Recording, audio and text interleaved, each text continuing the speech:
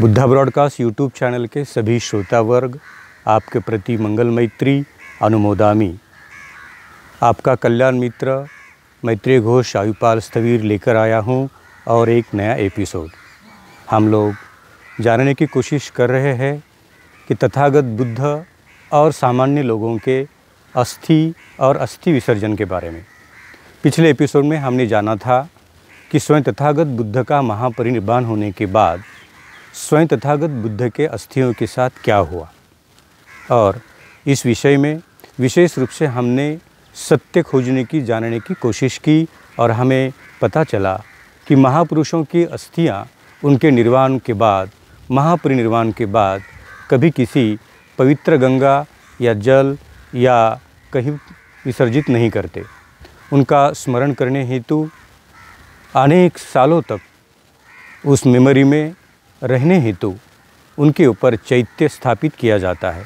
इस महान परंपरा और इस महान सत्य का एक संबंध क्या बोधिसत्व डॉक्टर बाबा साहब अम्बेडकर जी के अस्तित्व के साथ भी हुआ है, क्योंकि डॉक्टर बाबा साहब अम्बेडकर को ये पूरा विश्व केवल एक अभ्यासक नेता के रूप में नहीं जानते, उन्हें तथागत बुद्ध और तथागत बुद्ध की धम्म के परंपरा का महान बोधिसत्व कहते हैं।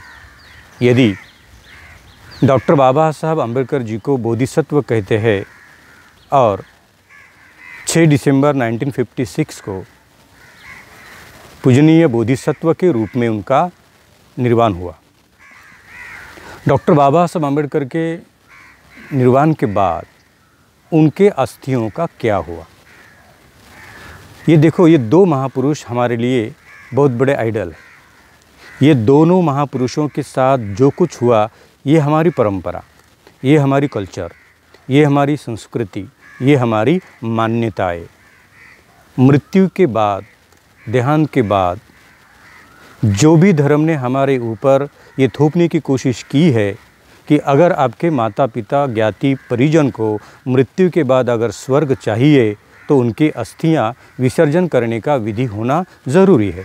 कुछ लोगों ने कहा ये कर्मकांड होने के बावजूद ये अस्थियां और ये अस्थि विसर्जन करने के विधि के बदले में अगर आप कुछ मोटा धन अदा करते हो, देते हो किसी पुजारी को, भिक्षुक को या किसी धर्म अधिकारी को जो आपके माता पिता के मृत्यु के बाद स्वर्ग देने की अथॉरिटी रखता है, तो तथागत बुद्ध की अस्थियां अनेक राजाओं में बांट दी और वो राजा लोगों ने अपने राजकोष में से पैसा निकाल के, धन निकाल के हजारों सालों तक लोगों को स्मरण करने हेतु उन अस्थियों के स्मरण में अस्थि के ऊपर चैत्य बना दिए, स्तूपा बना दिए और भारतवर्ष के कई हिस्सों में तथागत बुद्ध की अस्थियों के चैत्य अभी भी स्थापित है।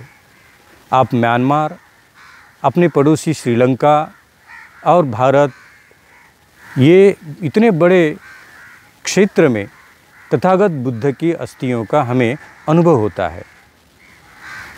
मुझे लगा कि ये बात आपके साथ शेयर करते समय पूजनीय बोधिसत्व डॉक्टर बाबा साहब अम्बेडकर जी का देहांत हुआ, निर्वाण हुआ, उसके बाद उनके अस्थियों के साथ क्या हुआ, क्योंकि 2500 साल पुराना एक उदाहरण तथागत बुद्ध का और अभी 64 इयर्स पहले का एक उदाहरण बोधिसत्व बाबा साहब का, ये दोनों हमें ये सिद्धांत को समझने के लिए सपोर्ट करते हैं। इसीलिए एक बुद्ध की अस्थि और एक बोधिसत्व की अस्थियां, ये दोनों महापुरुषों के अस्थियों के साथ जो कुछ हुआ वो मेरी, आपकी और आने वाली अनेक सदियों तक के पीढ़ियों का कल्चर है, मान्यता है, संस्कृति है।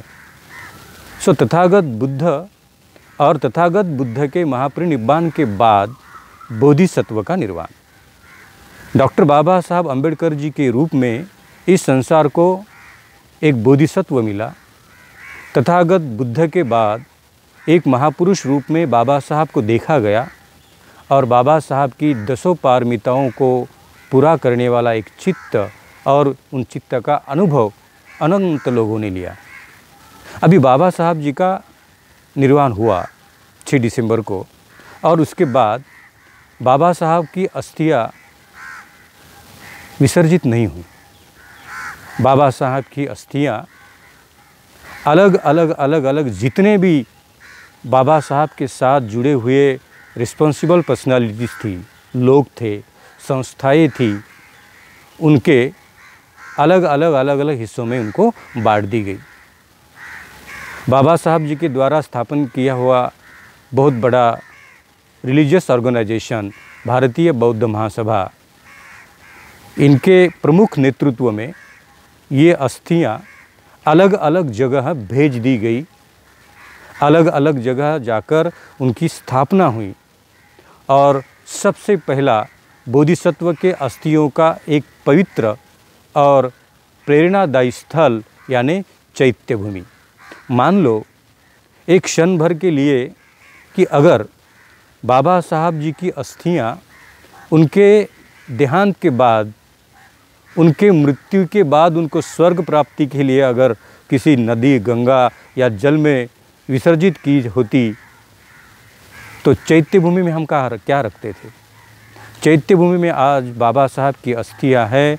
हम साल भर में 1 बार, 2 बार, 4 बार, कितनी बार चले जाते हैं तो हमारा वहाँ माथा टेकता है, हम लोग प्रणाम करते हैं, अनुमोदन करते हैं, बोधिसत्व का स्मरण करते हैं।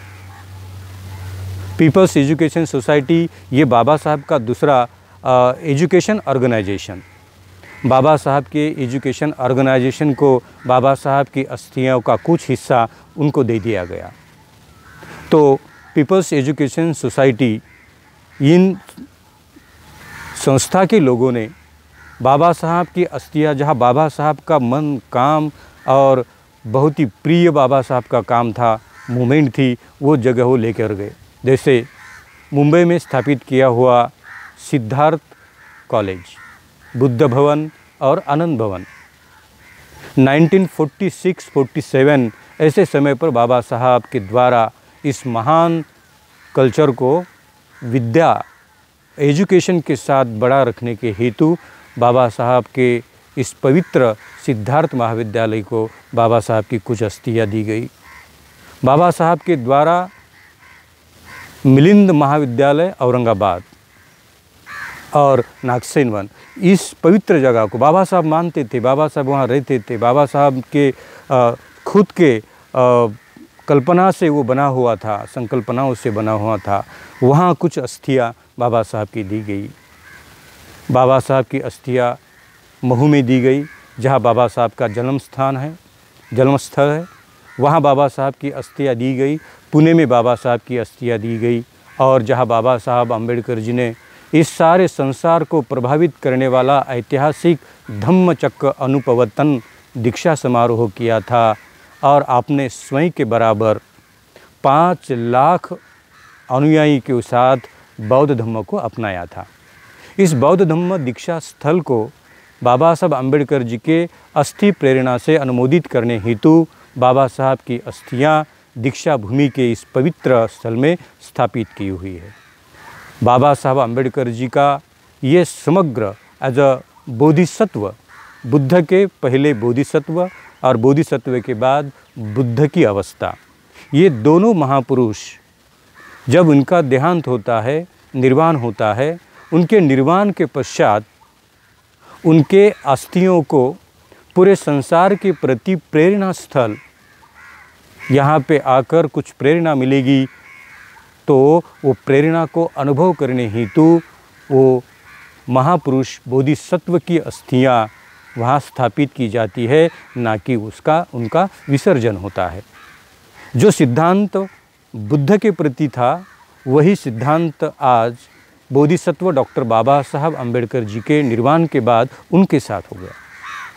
पूजनीय बोधिसत्व की आज भी हाथ जहाँ जहाँ जाते हैं और कहते हैं लोग कि यहाँ बाबा साहब की अस्थियाँ है, तो आपके हाथ प्रणाम और अनुमोदन करने हेतु जुड़ जाते हैं। बाबा साहब की अस्थियाँ कुछ क्षण के लिए मुझे उनकी पूरी की पूरी जीवन और कार्य की परंपरा स्मरणित करते हैं।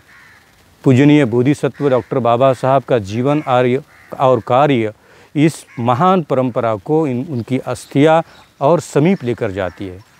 जब भी मैं चैत्य भूमि जाकर बाबा साहब के प्रति स्मरण करने की कोशिश करता हूँ तो क्षण भर मुझे वो वहाँ का जितना भी पॉजिटिव एनर्जी है वो मेरे ऊपर काम करना चालू कर देती है, क्योंकि ये अनुभव का स्तर है, ये अनुभव की परंपरा है।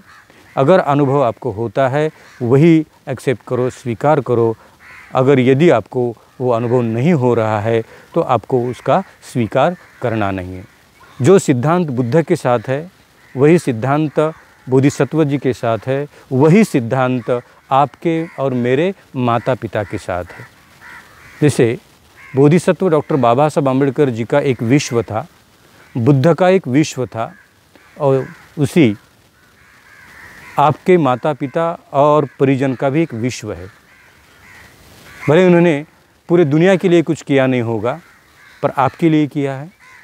आपको जन्म देना ये सबसे बड़ी बात है, वो किया है।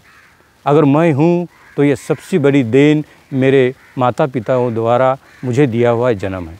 जब उनका देहांत होता है, मृत्यु होता है, तो बुद्ध की अस्थियाँ, बाबा साहब की अस्थियाँ, वैसे ही आपको और मुझे जन्म देने वाले माता पिताओं की अस्थियाँ।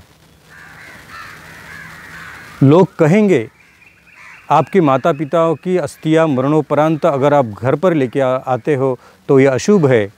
अगर ये अशुभ होता तो बाबा साहब की जो अस्थियाँ राजगृह में रखी है, उनका घर, अभी भी वहाँ उनके परिवार सदस्य रहते। राजगृह पे है, चैत्य भूमि पर है, दीक्षा भूमि में है, मिलिंद महाविद्यालय में है, सिद्धार्थ महाविद्यालय में है, पूना में है, अमरावती में है, कोकन में है। कोकन के एक छोटा सा गांव है, वो गांव में बाबा साहब की अस्थियाँ हैं। अगर अस्थियाँ अशुभ होती थी तो बुद्ध की भी होनी चाहिए थी। अगर अस्थियाँ अशुभ होती थी तो बोधिसत्व बाबा साहब जी की भी अस्थियाँ अशुभ होनी थी, और अस्थियाँ अशुभ होनी ही थी तो मेरे माता पिता की भी होनी थी। अगर बुद्ध की अस्थि अशुभ नहीं, मैं बुद्ध को मानता हूँ, स्वीकारता हूँ, उनके सिद्धांतों का स्मरण करता हूँ, तो ये मेरे लिए काफ़ी है। बाबा साहब जी की अस्थियाँ, पवित्र अस्थियाँ, प्रेरणादायी अस्थियाँ, स्मरण करने वाली अस्थियाँ, वो अशुभ नहीं है तो मेरे माता पिताओं की अस्थियाँ भी कभी अशुभ नहीं होगी। बाबा साहब की अस्थियाँ घर में रखने से प्रेरणा मिलती है, तो आपके माता पिता के अस्थियाँ आपके घर में, लिविंग रूम में, आपके ऑफिस में सदा ही रखो, उनका स्मरण करो, वो आपको प्रेरणा ही देती रहेगी, क्योंकि एक अस्थि का पार्ट अंश मेरे में ही उपस्थित है, मेरे माता पिताओं के द्वारा दिया गया। मेरे शरीर का कोई हिस्सा मैंने कहीं से खरीदा नहीं है, मेरे शरीर का कोई अंग मैंने किसी बाज़ार में जाकर लेकर आया नहीं हूँ। ये मेरी आँखें, ये मेरा नाक, ये मेरी त्वचा, ये मेरे इंद्रिय मैंने कहीं जाकर खरीदे नहीं है। ये मेरे माता पिताओं की दी हुई सबसे बड़ी भेंट है, और मेरे शरीर में जो मौजूद है अस्थियाँ, वो भी मेरे माता पिताओं की सबसे बड़ी भेंट है। यदि मेरे माता पिता की अस्थियाँ अशुभ होती है तो वही माता पिता ने दिया हुआ ये मेरा शरीर मरने के पहले ही अशुभ हो जाएगा, क्योंकि वही शरीर का अंश, वही अस्थियाँ और उसी अस्थियों का एक दूसरा रूप मेरे शरीर में मौजूद है, उपस्थित है।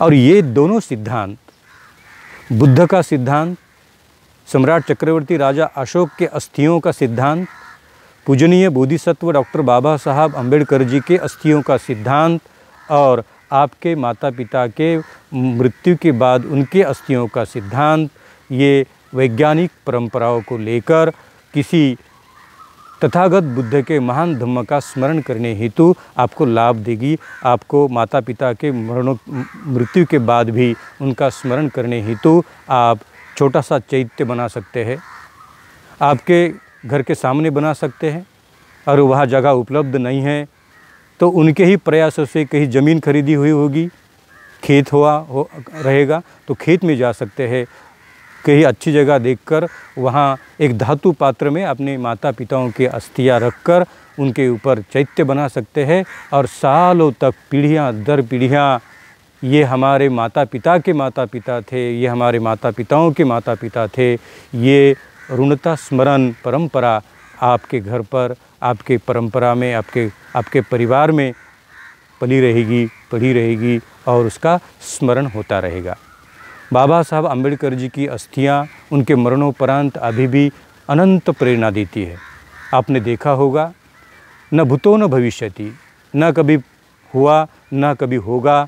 बाबा साहब जी के निर्वाण के उपरांत 64 ईयर के बाद भी पूरे दुनिया से 10-12 लाख लोग मुंबई में आते हैं।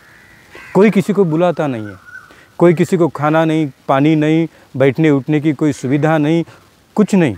वहाँ पे जाके कुछ मिलेगा नहीं मिलेगा, कुछ सुविधा रहेगी नहीं रहेगी, कुछ लेना देना नहीं। कहाँ से लोग आते हैं? क्योंकि बाबा साहब की स्थापित चैत्य भूमि की अस्थियों की एनर्जी, ऊर्जा और अनंत बोधिसत्व का संखारा ये पूरे दुनिया को मरने के बाद भी प्रभावित करता है।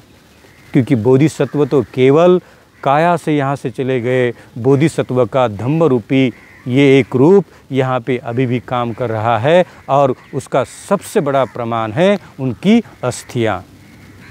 बुद्धा ब्रॉडकास्ट यूट्यूब चैनल के सभी श्रोता वर्ग, मैं अदंत मैत्रेय घोष आयुपाल स्थविर आपका कल्याण मित्र रूप से ये दोनों एपिसोड अनंत महत्वपूर्ण है। बोधिसत्व डॉक्टर बाबा साहब अम्बेडकर और तथागत स्वयं बुद्ध, उनके निर्वाण के बाद अस्थि और अस्थियाँ के प्रति जो कुछ हुआ वही बुद्ध और बोधिसत्व बाबा साहब और ये दोनों महापुरुषों के समान आपके माता पिता, आपको जिसने जन्म दिया, उनका भी सम्मान मरणोपरांत होना चाहिए।